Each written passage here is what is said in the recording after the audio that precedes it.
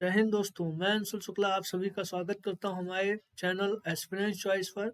आज की इस वीडियो में हम यहां पर उत्तर प्रदेश पुलिस कांस्टेबल और यूपी पुलिस के जो पिछले एग्जाम्स हुए हैं उनमें आए हुए जीएस के क्वेश्चंस की प्रैक्टिस करेंगे, जिससे कि हमें यह पता चल जाएगा कि हमारी परीक्षा में किस तरह के क्वेश्चंस आते हैं। उनका पैटर्न हम यहाँ पर देख सकेंगे और इम्पॉर्टेंट क्वेश्चंस की जो प्रैक्टिस है वह भी कर सकेंगे। तो चलिए चलते हैं हम पहले क्वेश्चन की तरफ। आपके सामने ये आ रहा, वर्तमान में भारतीय संविधान के अंदर कितने भाग हैं, यानी इंडियन कॉन्स्टिट्यूशन जो है हमारा उसमें कितने पार्ट प्रेजेंट टाइम में हो चुके हैं। तो इसका राइट आंसर आपका हो जाएगा 25, यानी 25 भाग प्रेजेंट टाइम में इंडियन कॉन्स्टिट्यूशन के अंदर पाए जाते हैं। लेकिन जब मूल रूप से यानी जो मूलतः संविधान बनाया गया था उसमें कितने पार्ट हुआ करते थे, तो मूल मूल संविधान जो था उसमें 22 पार्ट हुआ करते थे। और जो मूल संविधान था उसमें जो अनुसूचियों की बात की जाए या जो शेड्यूल की शेड्यूल की बात की जाए, तो उसमें जो अनुसूचियां थी वह 8 हुआ करती थी, लेकिन जो प्रेजेंट टाइम में अनुसूची की संख्या है वह 12 हो जाएगी। अभी हमने हाल ही में कॉन्स्टिट्यूशन डे को सेलिब्रेट किया था।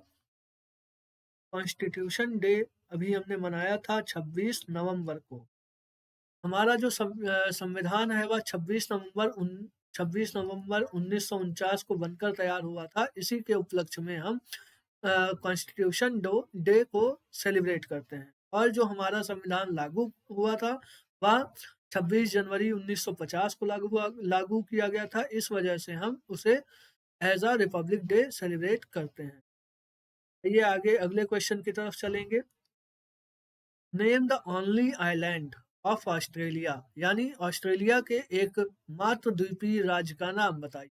द्वीपीय राज्य यानी एक ऐसा क्षेत्र जिसके चारों तरफ पानी ही पानी होता है, यानी जो पानी के बीचों बीच स्थित हो, उसे हम द्वीपीय राज्य या द्वीप के नाम से जानते हैं। तो ऑस्ट्रेलिया को जो आइलैंड हो जाएगा एकमात्र वह हो जाएगा आपका तस्मानिया।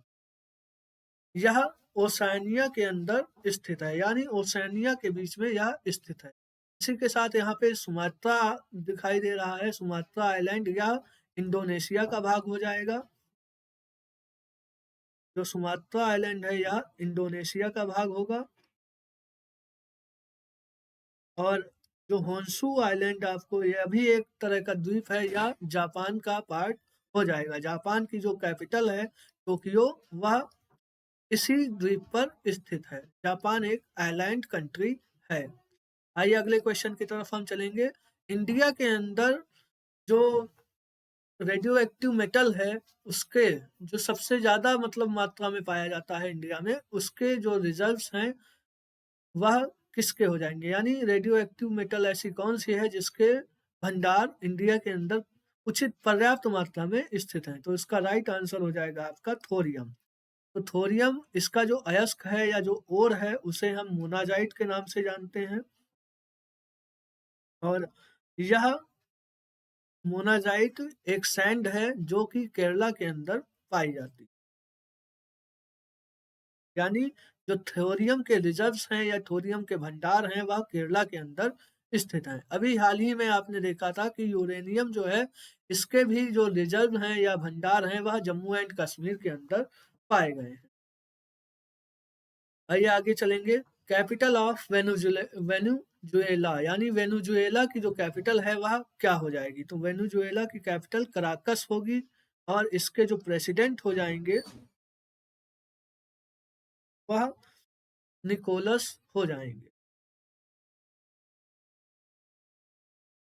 इसी के साथ टोक्यो दे रखा है, यह जापान की कैपिटल है। और ये जो कायरो है यानी काहिरा जो है वह मिस्र की कैपिटल हो जाएगी। आइए अगले चलेंगे अगले क्वेश्चन की तरफ। ये सभी क्वेश्चन जो हैं ये आपके पिछले 2019 के एग्जाम में उत्तर प्रदेश पुलिस कांस्टेबल में पूछे हुए क्वेश्चन।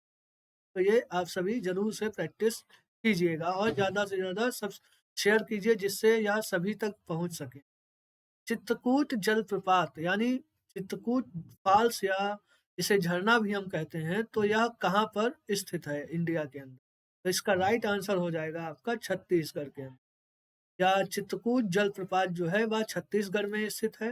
इसी के साथ यहाँ पे बता देते हैं हम आपको कि जो ये गुजरात हो जाएगा, यहाँ पर धुआंधार वाटरफॉल स्थित है।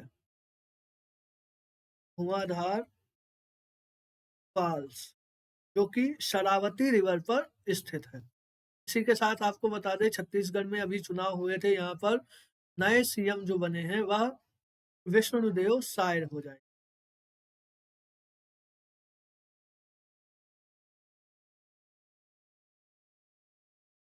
आप सभी छत्तीसगढ़ की जो कैपिटल है वह कमेंट में बताइएगा। आइए आगे चलेंगे हम। क्रेडिट कार्ड नंबर और खाता उपयोगकर्ता का नाम, पासवर्ड जैसी व्यक्तिगत संवेदनशील जानकारी प्राप्त करने और धोखाधड़ीपूर्ण कार्य, इसको किस नाम से जाना जाता है?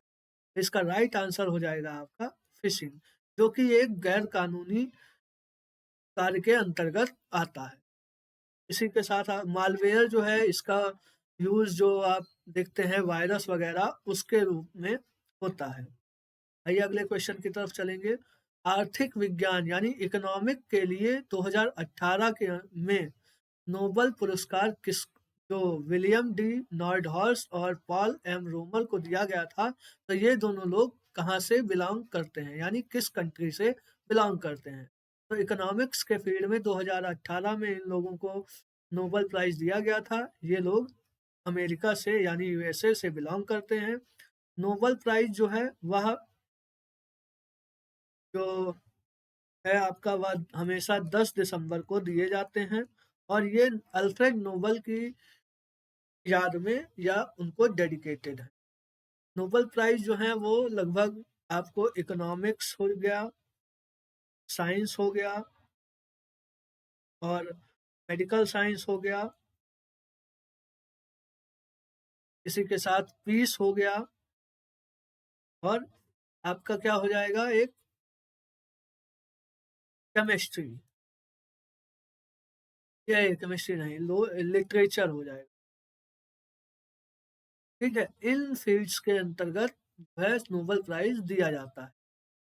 ठीक है, और इसी के साथ आपको बता देते हैं कि जो नोबेल प्राइज है वह आपको बता दिया कि हमेशा ही हर साल 10 दिसंबर को ये दिए जाते हैं। आइए अगले क्वेश्चन की तरफ हम चलेंगे। 65th नंबर के नेशनल फिल्म अवार्ड में जो बेस्ट पॉपुलर फिल्म का अवार्ड है वह किसको गया था? तो इसका राइट आंसर हो जाएगा आपका बाहुबली 2 को। यानी 65वां जो फिल्म फेयर अवार्ड हुआ था इंडिया के अंदर, उसके अंदर बाहुबली 2 को बेस्ट पॉपुलर फिल्म का अवार्ड दिया गया था। अभी हाल ही में 69वें नंबर के जो फिल्म फेयर अवार्ड हुए हैं वह गोवा के अंदर कंडक्ट कराए गए हैं और इसमें जो बेस्ट एक्टर का अवार्ड है वह अल्लू अर्जुन को दिया गया है। बेस्ट एक्टर का जो अवार्ड है वह अल्लू अर्जुन को दिया गया है। ये एक साउथ के एक्टर हैं, आप सभी इन्हें जानते होंगे। और जो बेस्ट एक्ट्रेस का अवार्ड है वह कृति सेनन और आलिया भट्ट को दिया गया है।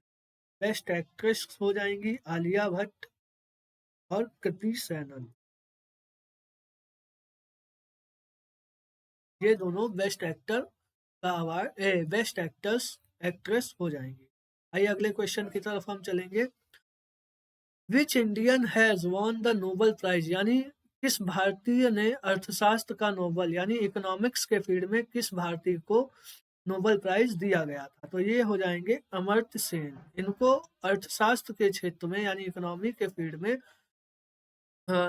नोबेल प्राइज दिया गया था। इसी के साथ आपको बता दें एक और इकोनॉमिक के फील्ड में अभी 2019 में उन्होंने नोबेल प्राइज जीता था, वो हो जाएंगे अभिजीत बैनर्जी। अभिजीत बैनर्जी जो हैं इन्हें भी नोबेल प्राइज दिया गया है और यह 2019 में इनको नोबेल प्राइज दिया गया था। ये भी इकोनॉमिक के फील्ड से ही आते हैं। हरगोविंद खुराना इन्हें भी जो है नोबेल प्राइज मिल चुका है और ये बायोलॉजी के फील्ड में या मेडिसिन के फील्ड में इन्होंने काम किया है। सीवी रमन जी, ये एक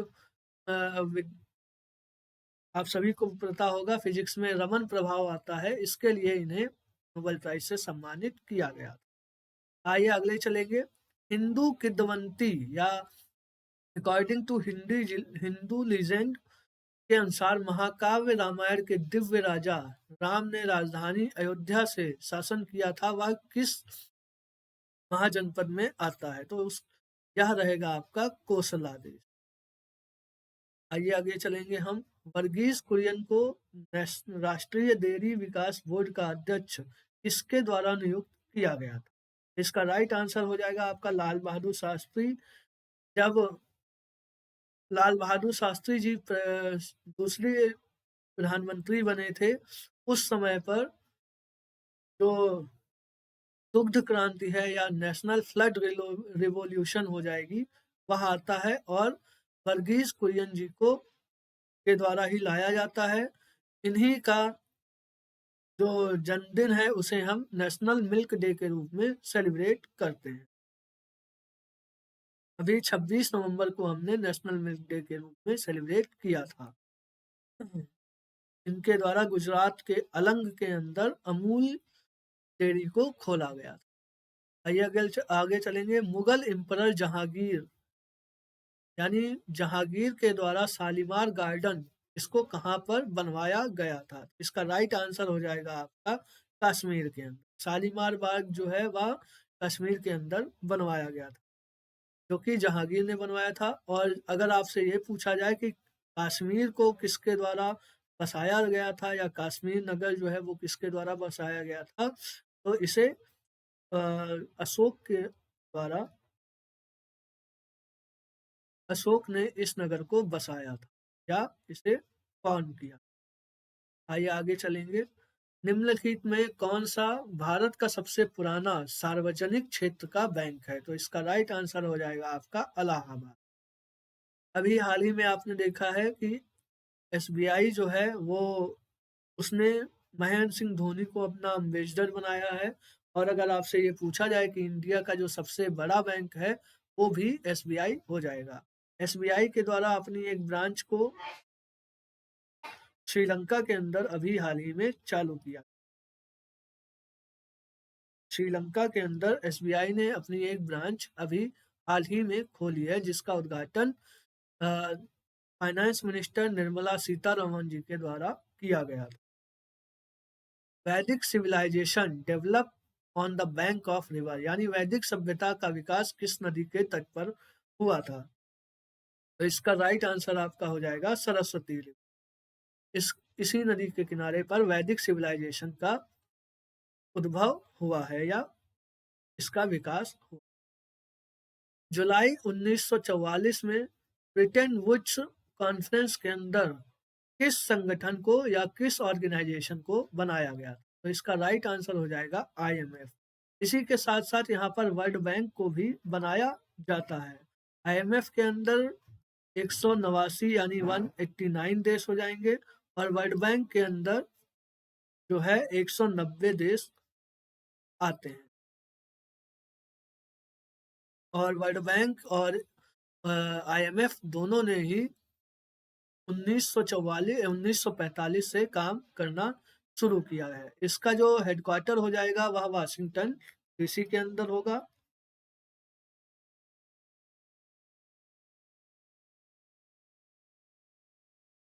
जो कि अमेरिका में है। एफएटीएफ इसका हेडक्वार्टर पेरिस के अंदर हो जाएगा।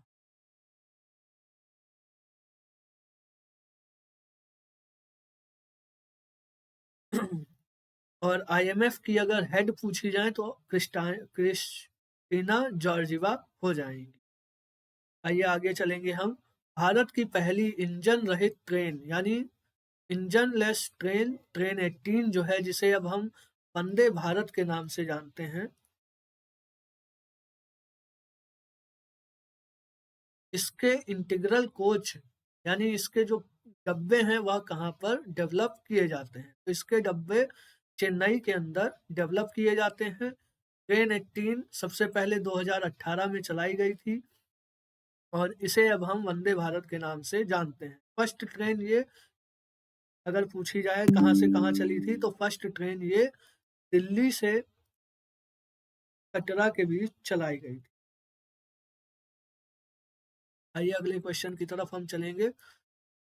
सरदार वल्लभ भाई पटेल पुलिस एकेडमी यह कहाँ पर स्थित है? तो सरदार ये जो एकेडमी है, इसके अंदर आईपीएस की ट्रेनिंग करवाई जाती है और ये जो एकेडमी है ये हैदराबाद तेलंगाना के अंदर स्थित है।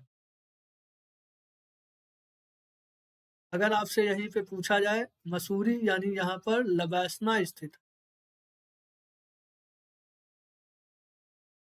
है। यहाँ पर आईएएस वगैरह जो बनते हैं उनकी ट्रेनिंग यहाँ पर लबासना के अंदर करवाई जाती है। लबासना मसूरी के अंदर, या लबासना एक एकेडमी है। अगर इसी के साथ आपसे पूछा जाए कि यूनिटी डे किससे जुड़ा हुआ है, तो यूनिटी डे भी सरदार वल्लभ भाई पटेल जी के साथ नाम से जुड़ा है, जो कि 31 अक्टूबर को मनाई जाती है, क्योंकि ये इनका बर्थ डेट हो जाएगा। स्टैच्यू ऑफ यूनिटी अगर आपसे पूछी जाए, वह भी सरदार पटेल जी की मूर्ति है, जो कि गुजरात के अंदर एकता नगर या केवड़िया जिले में नर्मदा के किनारे पर स्थित है। गैल्वनाइजिंग, इसका अर्थ है कवरिंग ऑफ स्टील, यानी स्टील को एक पतली परत से ढकना गैल्वेनाइजिंग कहलाता है। इसमें किस चीज की परत को चढ़ाया जाता है? तो इसका राइट आंसर हो जाएगा आपका जिंक। जैसा आप सभी ने देखा होगा कि रस्टिंग यानी अगर लोहे को जंग से बचाना होता है उसे, तो उस पर भी हम जिंक की परत को चढ़ा देते हैं, या इलेक्ट्रोलाइटिस यानी विद्युत लेपन उसका कर देते हैं। तो इन चीजों को हम गैल्वेनाइजिंग कहते हैं। ठीक है, इसमें एक धातु की परत को उस पर चढ़ाया जाता है जिससे कि लोहा खराब ना हो या स्टील आपका खराब ना हो। तो गैल्वेनाइजिंग जो होता है, इसमें स्टील पर जिंक की परत को चढ़ाया जाता है। आइए आगे आखिरी क्वेश्चन पर चलेंगे। उत्तर प्रदेश पुलिस भर्ती एवं प्रोन्नति बोर्ड के द्वारा कांस्टेबल सिविल पुलिस की भर्ती के लिए पुरुष अभ्यर्थियों को शारीरिक दक्षता परीक्षा में शामिल होना आवश्यक है, जिसमें कि कितनी लंबी रनिंग इनके द्वारा कराई गई है? तो इसका आंसर हो जाएगा आपका 4.8 किलोमीटर इन 25 मिनट। यानी फिजिकल टेस्ट जो होता है उत्तर प्रदेश पुलिस भर्ती के अंदर, उसमें जो पुरुष वर्ग के अभ्यर्थी होते हैं उन्हें 4.8 किलोमीटर दौड़ना होता है 25 मिनट के अंदर। तो चलिए, यह था हमारा आज का सेशन। आई होप आप सभी को अच्छा लगेगा। आप इस सेशन को ज़्यादा से ज़्यादा शेयर कीजिए, जिससे यह हर एक तक पहुंच सके और हमारा भी मोटिवेशन हमें भी मिलता रहे। चलिए, धन्यवाद। और हमारे चैनल को ज़्यादा से ज़्यादा सब्सक्राइब कीजिए और यह ज़रूर बताइए कि ये सेशन आपको कैसा लगा।